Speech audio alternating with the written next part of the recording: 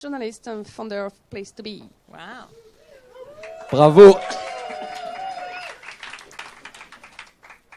J'aimerais juste vous dire, I just want to say how I met Amy Goodman and why I decided with Anne-Sophie to organize this kind of party or one-woman show tonight. Hardly one woman. One-woman show, right. And a lot of people here. I used to live in the US and I basically, I knew her from the US just listening to you. Every morning when I lived there, I was listening Democracy Now! And it was like, and it was like during 4 years in the US. So tonight I'm very happy to welcome you, Amy. Place to Be has been 2 weeks, amazing weeks. You know, the B is for blogger, bottom up. It's also for there's no planet B, or we need a plan B. It's also the Subway B and the Bourget and the Bellucci is where we are tonight. We received a lot of very well-known people coming on stage, sharing their stories, and it's amazing to finish with you tonight. So I wish you a very good moment with your public here, with us as well, and I hope we will see each other another time soon. Thank you. Thank you.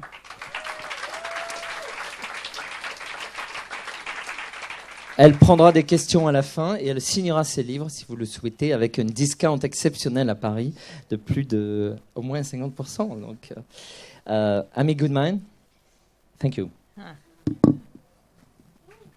Wow.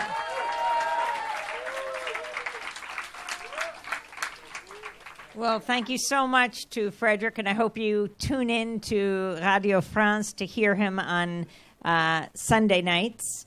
And to Anne-Sophie, and the amazing Place to Be, this cultural center in this 2 weeks, how important activism is. It is incredible to be here for this 2-week period.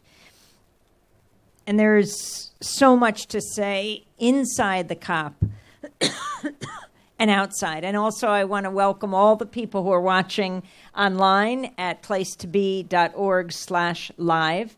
And the folks who are making that broadcast possible online. I think of this in the same way as I think of Democracy Now! It's an underground railroad of information. In the United States, when people who were enslaved escaped and others helped them make their way north out of the southern slave states, the route they would take was called the Underground Railroad. And in the same way, I think about the routes of information, how we get out the truth. But it's not just one truth. It's many truths. It's the truths of people in sub-Saharan Africa, in Southeast Asia, in Calais right now, an hour and a half by train north of Paris. Now, if you're Parisian, you may know about this place, but maybe you don't even. And certainly if you come from outside of this country, you may not know that the largest refugee camp is just down the road, really. And I wanted to start there. And I also want to apologize for not being able to speak French tonight. I respect your language. I have taken French since I was in 7th grade. And that makes it all the more humiliating that I can't speak it right now. But this past weekend, in addition to being at the COP for the 2 weeks, we took a trip, and is Democracy Now! How many of you watch or listen to or read Democracy Now!? Wow, that is fantastic. I'm excited by all those who raise their hand. And for those of you who don't, wow, what a discovery that you will make. democracynow.org. I hope you start to tune in. First, let me tell you a little about the history of this broadcast, this daily, grassroots, global, unembedded, independent, international, investigative news hour.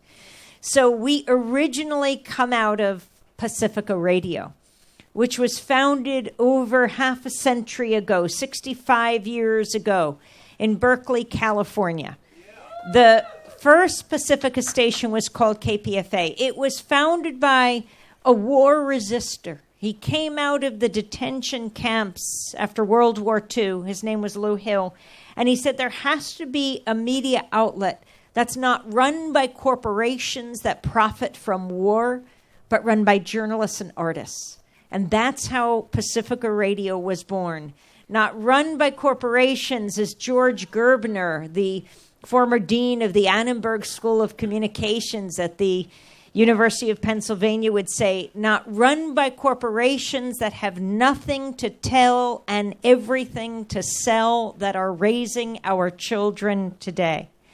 So KPFA was born in Berkeley in 1949, KPFK in Los Angeles in 59, WBAI, my station in New York in 1960, WPFW in Washington, D.C., and the power capital of the world. And in 1970, KPFT went on the air in Houston, Texas. That's the Petro Metro. So important to what's happening here in these 2 weeks. When KPFT went on the air in Houston, it's the only radio station in the United States whose transmitter was blown up. Within a few weeks of operation, the Ku Klux Klan strapped dynamite to the base of the transmitter and blew it to smithereens. And when they got back on their feet and they rebuilt the transmitter, the Klan strapped 15 times the amount of dynamite to the transmitter and blew it up again. The first time it was blown up, it was right in the middle of Arlo Guthrie singing Alice's Restaurant. So when they got back on their feet for the third time, it was a national event. Public television came to Houston to broadcast the resuscitation of KPFT, and Arlo Guthrie came back to Houston to finish his song. And KPFT has been on the air ever since. And why is this important? Well, I don't remember if it was the Grand Dragon or the Exalted Cyclops of the Ku Klux Klan, because I often confuse their titles. But he said it was his proudest act. Proud, I think, because he understood how dangerous Pacifica is, how dangerous independent media is. Dangerous because it allows people to speak for themselves. And when you hear someone speaking from their own experience, whether it's a Palestinian child or an Israeli grandmother or an uncle in Afghanistan or a refugee in the Calais refugee camp, it changes you. It breaks the sound barrier. It challenges the stereotypes and the caricatures that fuel the hate groups. You may not agree with what you hear. I mean, how often do we even agree with our family members? But you begin to understand where they're coming from. That understanding is the beginning of peace. I really do think that the media can be the greatest force for peace on earth. Instead, all too often, it is wielded as a weapon of war. We have to take the media back.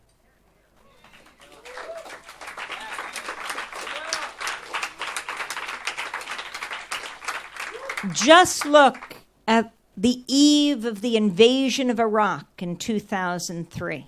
You may have heard recently that Tony Blair was asked by Fareed Zakaria on CNN about the questions of ISIS coming out of the invasion of Iraq. And Tony Blair actually said, yeah, that may be true. Actually gave a kind of culpa. It was quite astounding. Let's go back to that period. How is it that the U.S. invaded Iraq after the 9/11 attacks? Wait, let me count the number of Iraqis who were in those planes. But if you ask people at the time that attacked the World Trade Center and the Pentagon, you would have such a different idea of who attacked the United States. We know what George Bush was saying. Immediately he said, let's build a case against Iraq. Okay, so that's what the President of the United States was saying, but that's not what the U.S. media should have been repeating. The U.S. media is supposed to be a check. All media is supposed to be a check and balance on those in power. My brother David and I wrote a couple books together. He's a great journalist in the state of Vermont in the United States. The first was called The Exception to the Rulers. And the reason we called it The Exception to the Rulers, it's the motto of Democracy Now! That's what all the media should be. And our second book was called Static. And the reason we called it that is even in this high-tech digital age with high-definition television and digital radio, still all we get is static. That veil of distortion and lies and misrepresentations and half-truths that obscure reality. When what we need is the media to give us the dictionary definition of static. Criticism, opposition, unwanted interference. We need a media that covers power, not covers for power. We need a media that is the fourth estate, not for the state. And we need a media that covers the movements that create static and make history. That's the kind of media that will save us. That's the reason why in the United States, journalism is the only profession explicitly protected by the U.S. Constitution because we're supposed to be the check and balance on power. We're not supposed to simply be extending power. The democracy depends on an independent media. I see the media as a huge kitchen table that stretches across the globe, that we all sit around and debate and discuss the most important issues of the day: war and peace, life and death. And anything less than that is a disservice to the servicemen and women of our countries. That's right. They can't have these debates on military bases. They rely on us in civilian society to have the discussions that lead to the decisions about whether they live or die, whether they're sent to kill or be killed. Anything less than that is a disservice to a democratic society. So, if you go back to the eve of the invasion of Iraq, then Secretary of State General Colin Powell gave his push for war at the United Nations. You may remember February 5th, 2003, about 6 weeks before the invasion. This was the final nail in the coffin of so many. Even General Powell said it was a stain on his career as he made the case that Saddam Hussein had weapons of mass destruction, which he didn't have. So in the 2-week period around Powell giving that speech, a group called FAIR, that's Fairness and Accuracy in Reporting in New York, FAIR.org, did a study of the 4 major nightly newscasts in the United States: NBC Nightly News, CBS Evening News, ABC World News Tonight, and Public Television's NewsHour. In that 2 weeks, there were 393 interviews done around war. This is at a time when half the population is for war, half against. And people are making up their minds. As Noam Chomsky said, this is the period when the media manufactures consent for war. But people are deciding. 393 interviews done around war, about half the population for and against. Guess how many of these interviews were with peace leaders, anti-war leaders? 3 of almost 400. That is no longer a mainstream media. That's an extreme media beating the drums for war. I really do believe that those who are concerned about war and peace, those who are concerned about climate change, the fate of the planet, those who are concerned about the growing inequality between rich and poor that's growing every day, and not only between rich and poor, but between the rich and the rest of us, those who are concerned about all of these issues are not a fringe minority, not even a silent majority, but the silenced majority, silenced by the corporate media, which is why we have to take the media back. So,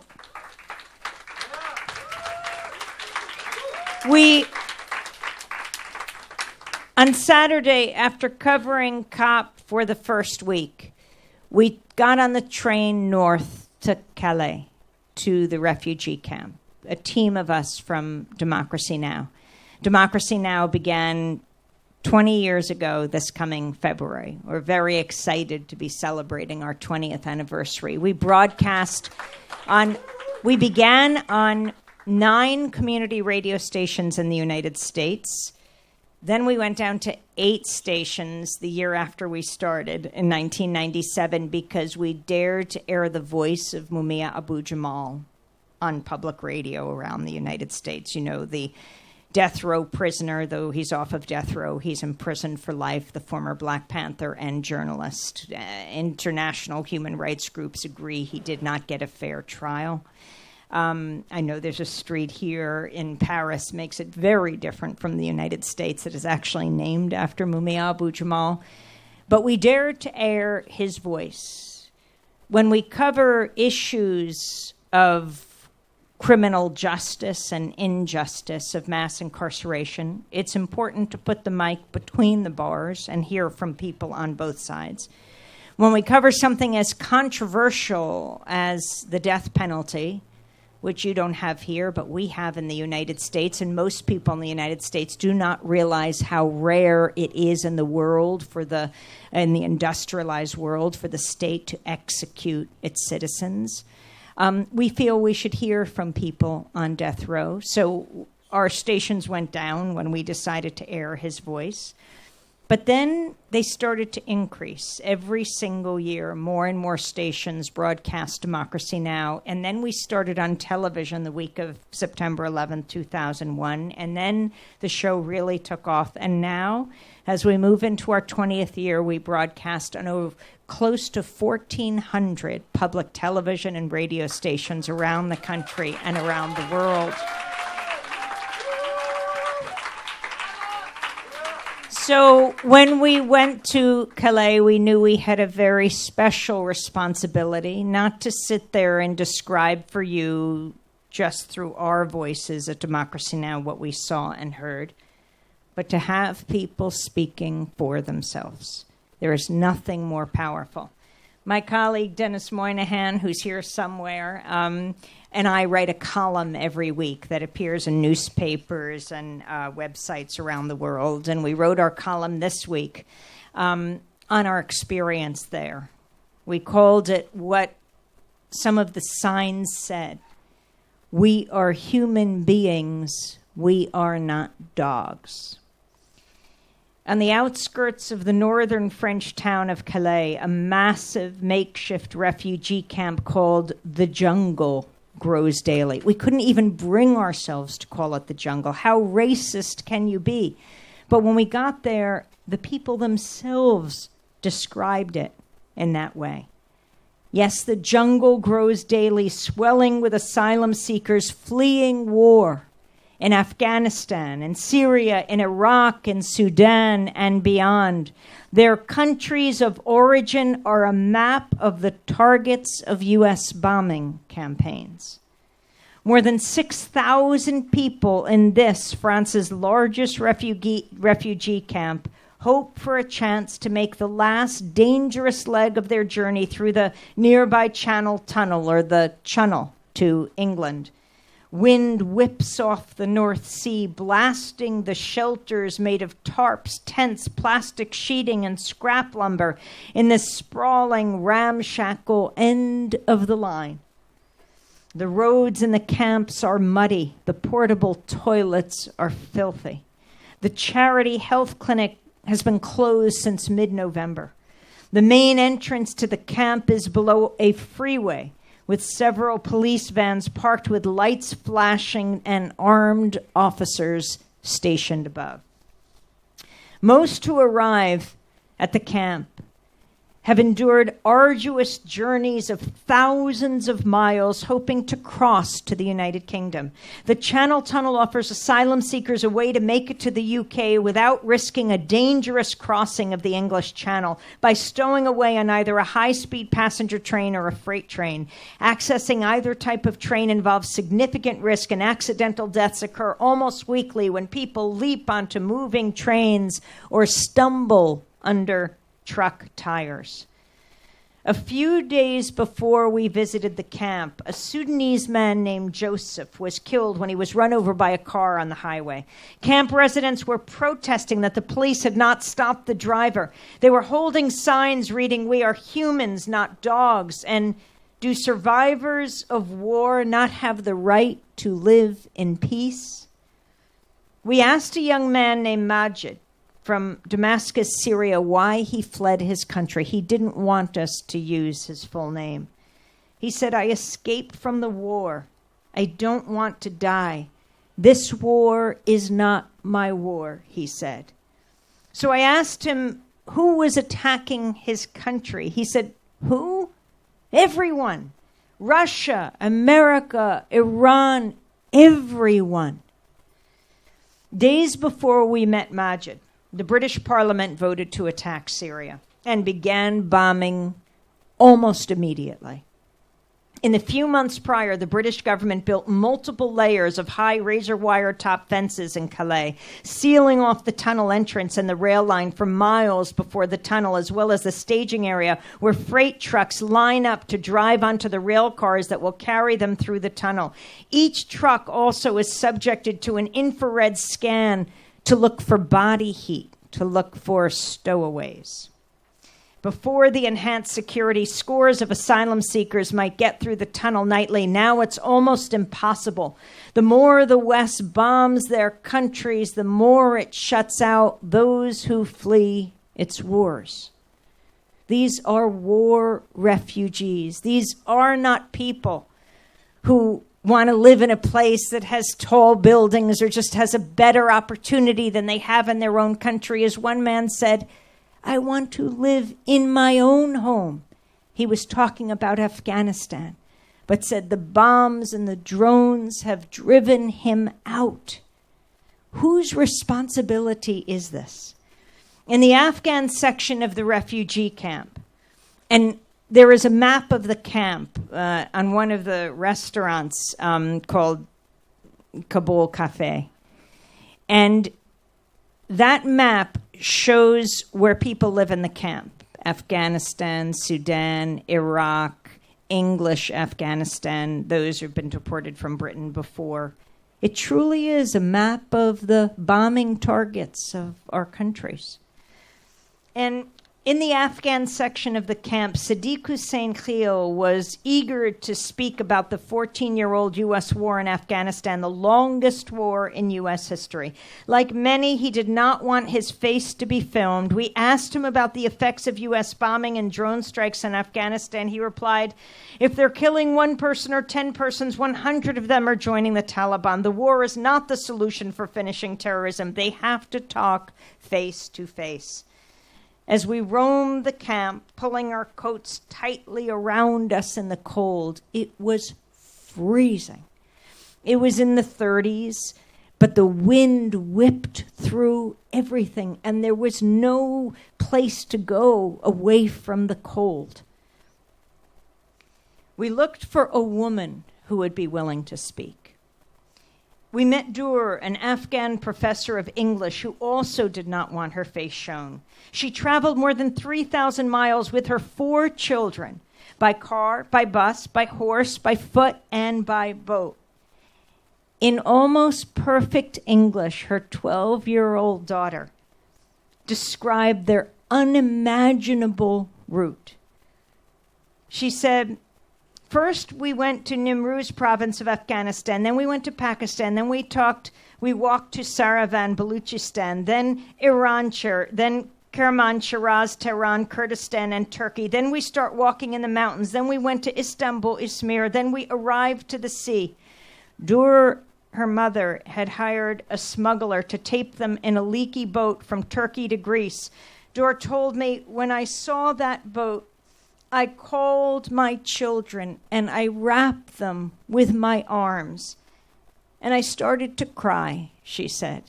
She said she told her children, holding them close, I spent all my money to buy you death. When she looked at that little dinghy that she was going to put her precious children in. But she did it because she said there was no other choice. Miraculously, they survived. Whether they make it to their destination, Britain, is another question. We were able to leave the camp on Saturday and come back here to Paris. And as we were leaving, Najibullah, another Afghan man, ran up to us. He had worked with the U.S. Marines as a translator. He applied for a special visa for Afghans who put themselves at risk by working for the United States. But he said he was turned down because he hadn't worked for the Marines for a full year. He'd worked for them for 7 months. He'd also worked with a subcontractor called Creative International. And he wanted to show that both working for the Marines and this military contractor, Creative International, he had worked for more than a year.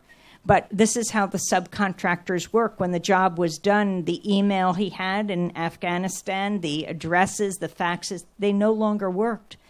And the U.S. military said, the government said, he would need a letterhead human resources letter from the subcontractor to prove that he had worked for them.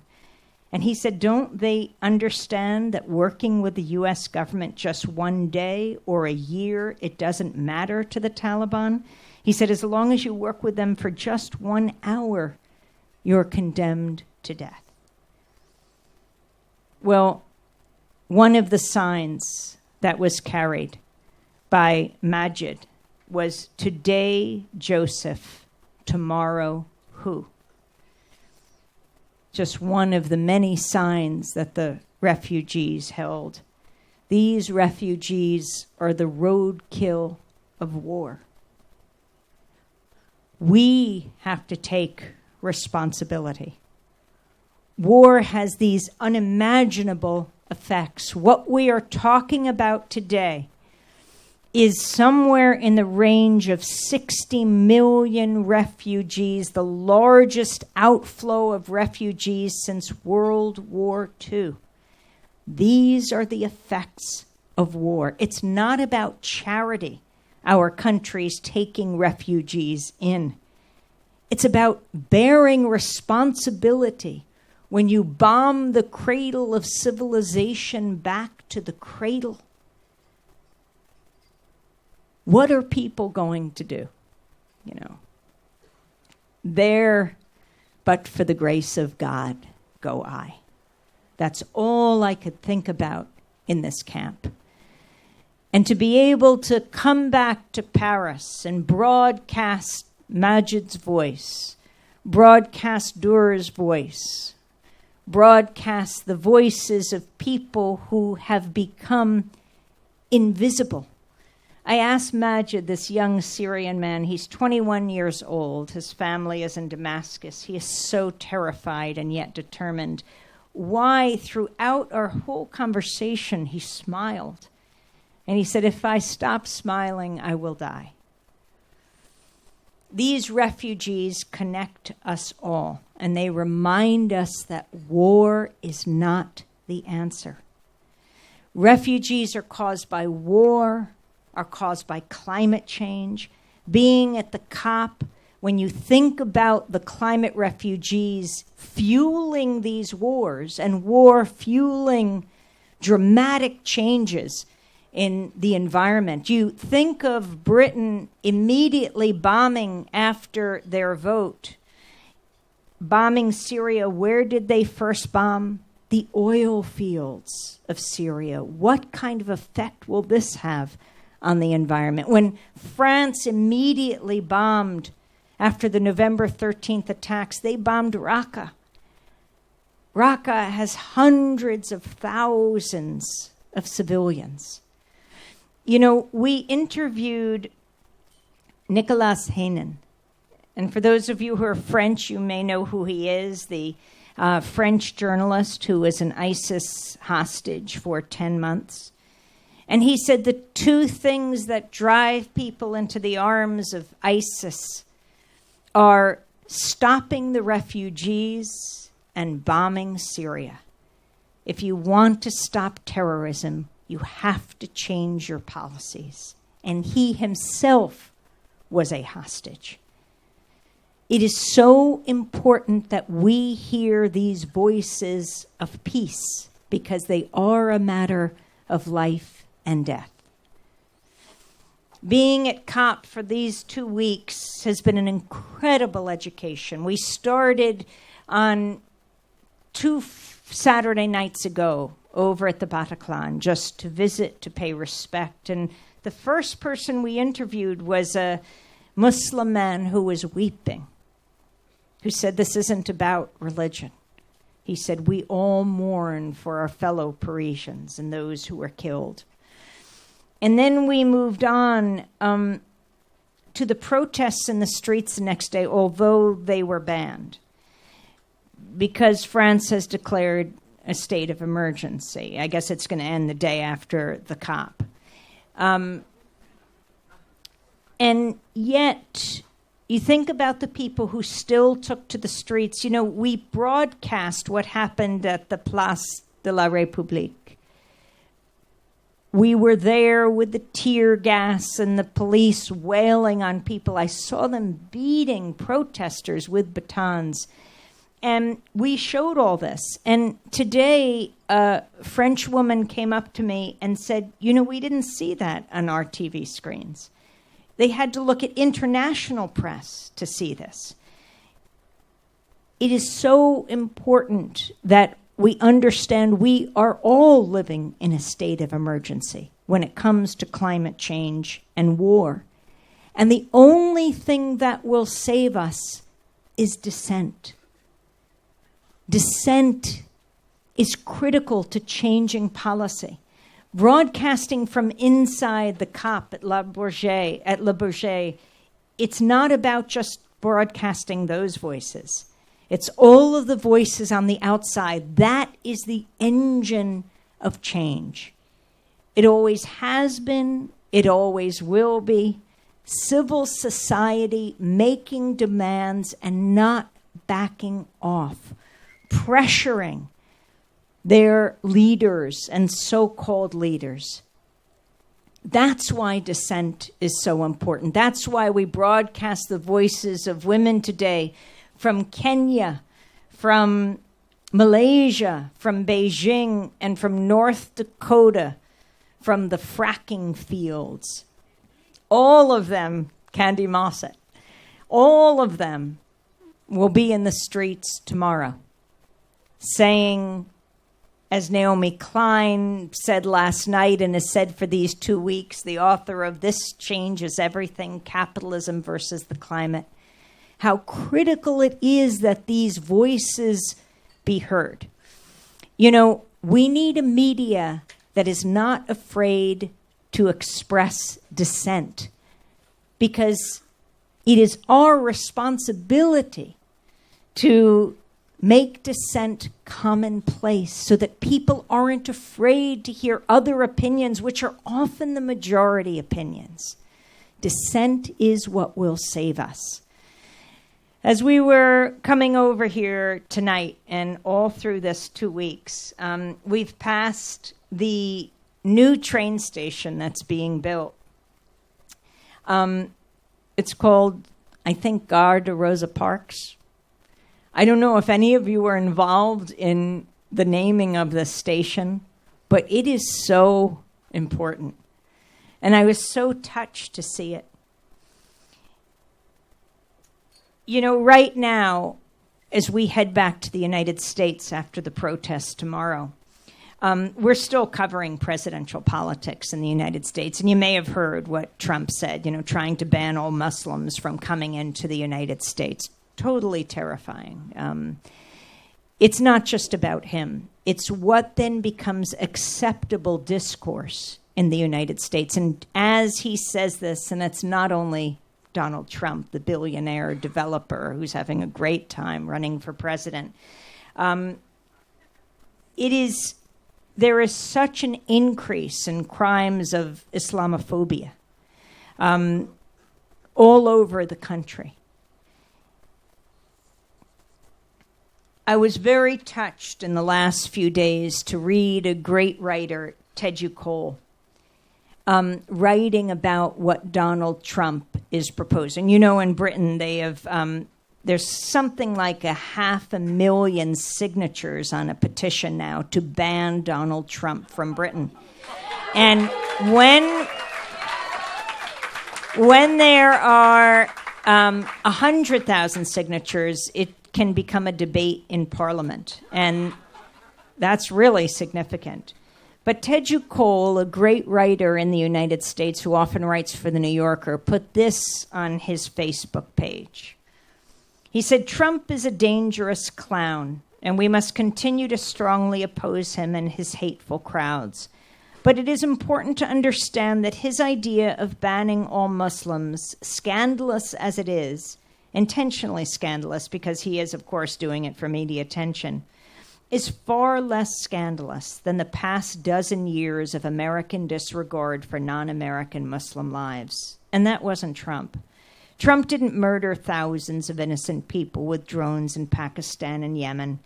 Trump didn't kill hundreds of thousands of innocent people with bombs in Iraq and Afghanistan. Trump didn't torture people at Bagram, at Abu Ghraib, at Guantanamo, or the numerous black sites across the planet. Trump's weapons aren't incinerating Yemen now and didn't blow up Gaza last year. No American president in the past 14 years has openly championed Islamophobia, but none has refrained from doing to Muslims overseas what would be unthinkable to do here to Americans of any religion. This deadly speech we are hearing towards the Muslim members of our family is nothing new. It's a continuation in words of what has been real on the ground for a long time.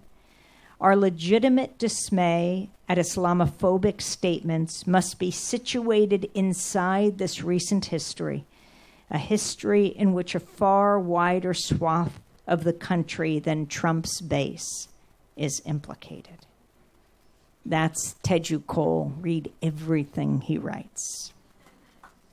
And speaking of quoting, I wanted to end with a speech of, well, if she's here, I want her to read her own speech. I'm not sure if she's going to be here. I saw her inside the COP, but I read this everywhere I go because I was so deeply moved when I heard this in Durban, South Africa at the COP in 2011. Is Anjali Apadarai here?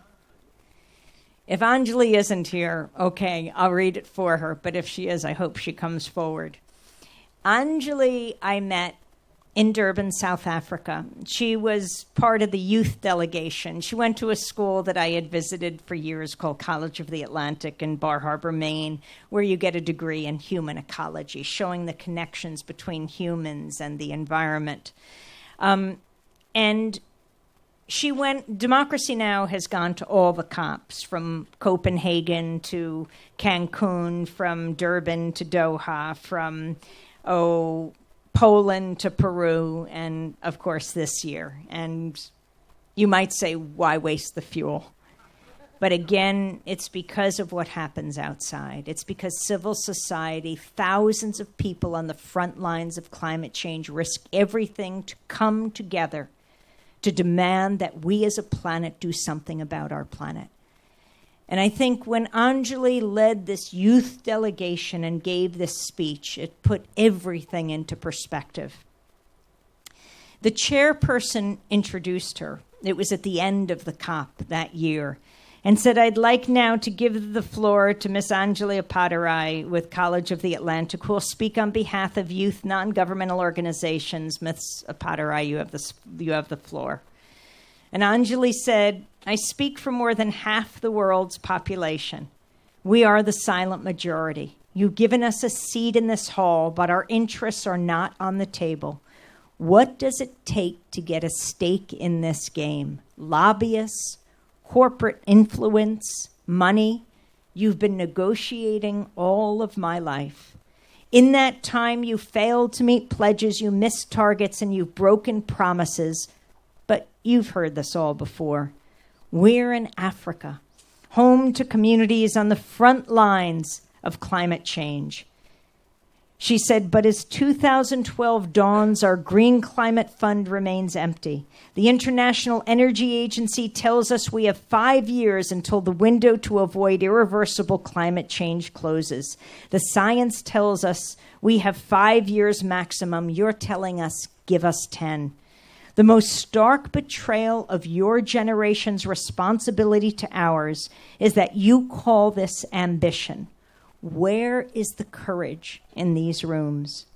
Now is not the time for incremental action. In the long run, these will be seen as the defining moments of an era in which narrow self-interest prevailed over science, reason, and common compassion. Anjali said, there is real ambition in this room, but it's been dismissed as radical, deemed not politically possible. Stand with Africa. Long-term thinking is not radical. What's radical is to completely alter the planet's climate, to betray the future of my generation, and to condemn millions to death by climate change. What's radical is to write off the fact that change is within our reach. She said 2011 was the year in which the silent majority found their voice, the year when the bottom shook the top. 2011 was the year when the radical became reality.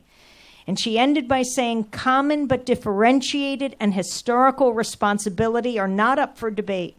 Respect the foundational principles of this convention. Respect the integral values of humanity. Respect the future of your descendants. Mandela said, it always seems impossible until it's done. So distinguished delegates and governments around the world, governments of the developed world, deep cuts now, get it done. That speech needs to be given this year as the delegates in the fossil fuel industry, as the leaders of countries reach a stalemate now. It is absolutely critical to hear the youth of countries all over the world demanding change, quoting Nelson Mandela saying, it always seems impossible until it's done. And that's something that Rosa Parks taught us all. I hope folks go out on Sunday to inaugurate this railroad station because it's so important. And that woman, more than 60 years ago, taught us all so much. Rosa Parks, December 1st, 1955, sat down on the bus in Montgomery, Alabama, and refused to get up for a white passenger. She was taken off the bus and she was arrested. A few days later, as she was taken to court, the Montgomery Improvement Association held a meeting and they chose as their leader to lead the bus boycott that would end segregation and transportation in Alabama. They chose as their leader a young minister who just moved into town, Dr. Martin Luther King. Rosa Parks helped to launch Dr. King. When Rosa Parks died a few years ago, I was watching CNN, and they said Rosa Parks was a tired seamstress. She was no troublemaker.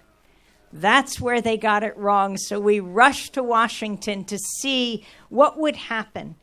This African-American woman, the first to lay in state in the Capitol Rotunda in Washington, her body then taken to a church for a big memorial service before the major funeral in Detroit. Thousands came out.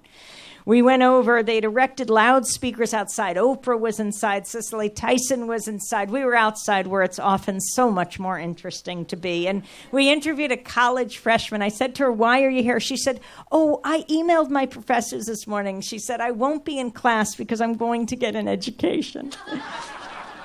And so that's how the media got it wrong. Rosa Parks was a tired seamstress. She was no troublemaker. No, Rosa Parks was a world-class troublemaker. She knew exactly what she was doing. She was the secretary of the local NAACP of Montgomery. She worked under E.D. Nixon. He came out of radical labor politics. They've been challenging the racist laws for years. She worked at the Highlander Center. She trained there so that black and white together would most effectively strategize to challenge racism in the United States. In fact, she'd sat down on the bus before, as other young women had. But you never know when the magic moment will come. That's why activism is so important. The media denigrates activists. But what can be more noble than dedicating your life to changing the world, to making it a better place, to building a foundation so when that magic moment comes, you will help determine the future. You will help make history. That's what Rosa Parks did. And to show how brave she was, just a few months before, that was the summer of Emmett Till. The summer that a 14-year-old African-American boy from Chicago came down to Mississippi. His mother, Amy Till, wanted him out of the city for the summer, went to be with his aunt and uncle and cousins. And he was ripped out of bed by a white mob. They said he had wolf whistled at a white woman. He ended up in the bottom of the Tallahatchie River. When his body was dredged up and his casket was sent back to Chicago, his mother, Mamie Till, did something incredibly brave. She said she wanted the casket open for the wake and the funeral. She wanted the world to see the ravages of racism, the brutality of bigotry. Thousands of people walked by his casket and saw. And then Jet Magazine and other black publications took photographs of his distended, mutilated head. And they were actually published. And they were seared into the history and consciousness of our country. Mamie Till had something very important to teach the press of today. Show the pictures. Show the images. Could you imagine if for just 1 week we saw the images of war? We saw on the front page of the surviving newspapers a photograph of a baby dead on the ground in Syria, and we learned her story, her name, who her parents were. If the top of every radio and TV newscast brought us a family in Yemen that was hit by a drone strike, and we learned about the wedding party that was about to take place. If every single tweet, every Facebook entry on a Facebook wall talked about a soldier dead or dying for just 1 week, people all over the world are compassionate. They would say, no, war is not the answer to conflict in the 21st century. And I'll just end with a story from World War II. Hans and Sophie Scholl. Hans and Sophie were a brother and sister in Germany. They weren't Jewish, they were Christians. They, with their professor and other workers and students, formed the White Rose Collective. And they thought, what can we do in the face of the Nazi atrocity? And they thought the best they could do was get out information so the Germans would never be able to say we didn't know. So they published a series of 6 pamphlets. And on one of those pamphlets, it said, we will not be silent. They got these pamphlets out everywhere. They would have them delivered in the middle of the night, dropped in an alleyway, in a marketplace, in a schoolyard. Oh, ultimately, Hans and Sophie, their professor, they were captured by the Gestapo. They were charged, they were tried, they were convicted, and they were beheaded. But that philosophy, that motto, should be the Hippocratic oath of the media today, should be the Hippocratic oath of us all today. We will not be silent. Democracy Now!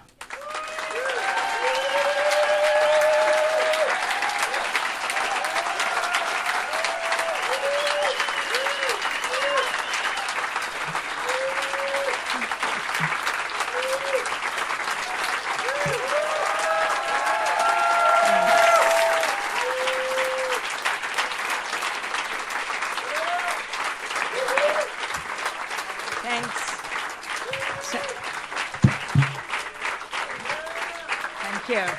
So I'll go over there. I'll talk to people. And thank you so much.